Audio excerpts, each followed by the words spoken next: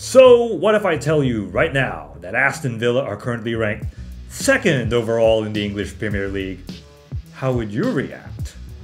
What? Bro, what are you talking about, man?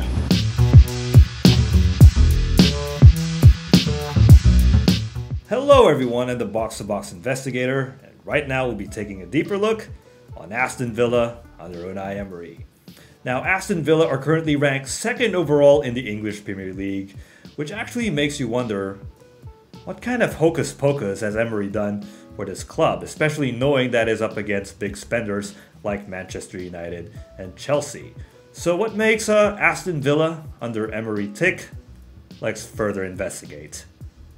Alright, so Aston Villa features a 4-2-3-1 formation, which can actually hybridize into a 4-4-1-1 formation. Now, the personnel included in their lineup features Emiliano Martinez as their main goalkeeper, their two center backs. It could actually alternate with the likes of Konsa, Diego Carlos, Pau Torres, and Clement Lenglet.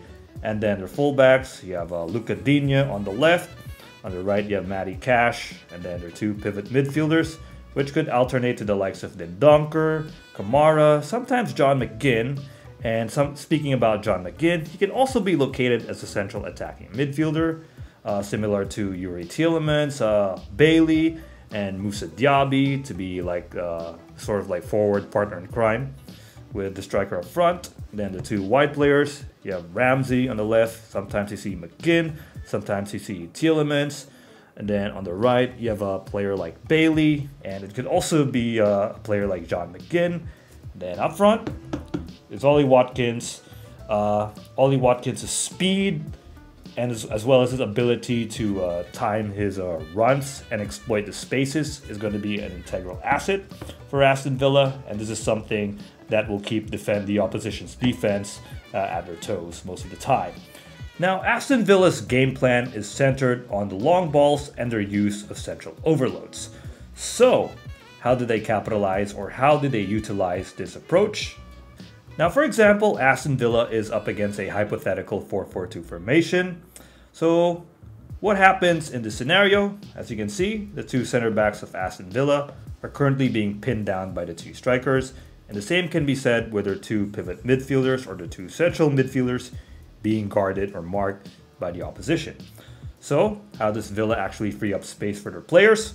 One thing I noticed is that they have their tendencies to drop one of their players.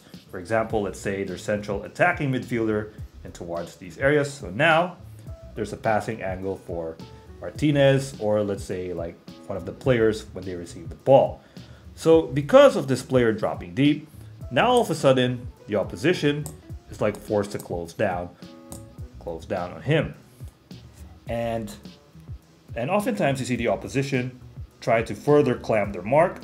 You see the two wide players stay in these areas, which would actually hound the progression of Aston Villa in these areas.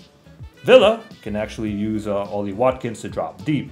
Now, Watkins is actually a defensive magnet and a threat to the opposition because, as I mentioned earlier, his timely runs, his ability to exploit spaces are going to be key components for Villa when they conduct their long ball play. And to support Watkins, the two wide players of Villa would actually stay in these areas. So now, that actually forces the defense to make adjustments.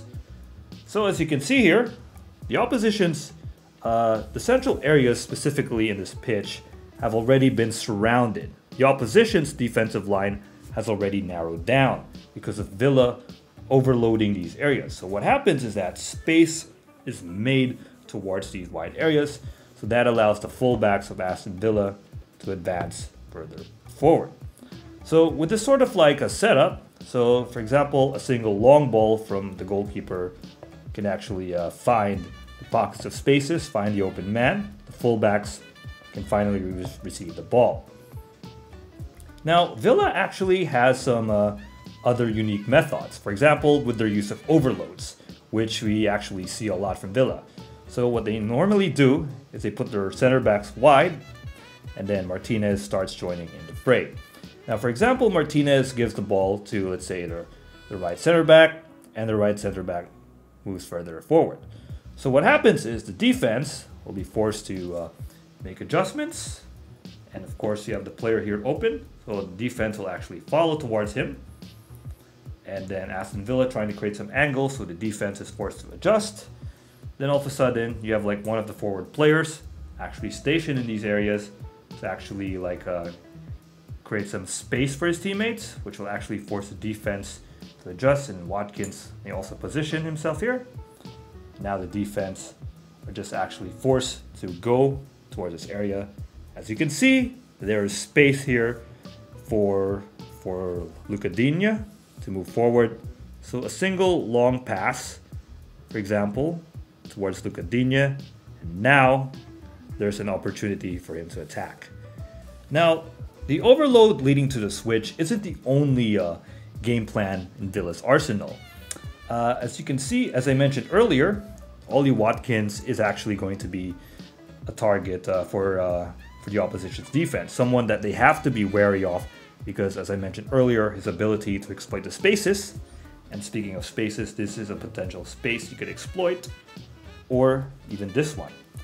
So for example, if the right center back of Aston Villa launches a long ball in this area, Watkins can actually make a run and an opportunity can be made. Alternatively, the center back can actually pass the ball in this area. Watkins can actually make a run and an opportunity strikes. Now, in case, for example, the right center back launches the ball here and the defense manages to intercept the ball, then all of a sudden, 50-50 ball, but then Leon Bailey gets the ball, makes a run, Watkins makes a follow-up run, and an opportunity to score happens for Aston Villa. Now do note that the long ball isn't the primary option for Aston Villa. As you can see, there's already an overload happening here. There's already a passing angle that has been made in these areas. So Villa, they can actually play the short game where they actually capitalize on these angles. Then all of a sudden there's a space here. So if, for example, a runner's there and a pass is given to him, opportunity. Now, Unai Emery actually has a lot of flexible options in terms of like his personnel up front. In some matches, you see Leon Bailey, Diaby, and Ollie Watkins up front, which actually adds a lot of verticality. And take note, these three players have one thing in common. They're all renowned as speedsters, and their ability to like conduct runs and penetrate lines is something that will keep the opponent at their toes. And also, in case Ollie Watkins gets hampered by the opposition's defense, the likes of Diaby and Bailey can actually pick up the slack and provide the supporting presence. So there's a lot of options in terms of like long ball attempts or long ball opportunities for Villa when you have these three players up front. Now, alternatively, Emery can actually feature a lineup which includes John McGinn and Yuri Tielemans. So these two players are renowned for their ability to move around the pitch. And because of that, they can actually link up and connect the defense to attack. So they offer some sort of stability in terms of possession play. Anyway, that's all, ladies and gentlemen. Once again, Unai Emery doing wonders for Aston Villa. Can he actually bring this team to the promised land where they can actually reach the UEFA Champions League? Or better yet, can they become crowned champions of the English Premier League? Let me know in the comment section below. For those of you tuning in, please don't forget to leave a like or subscribe to my YouTube channel for updates. Until next time, detectives, see you around.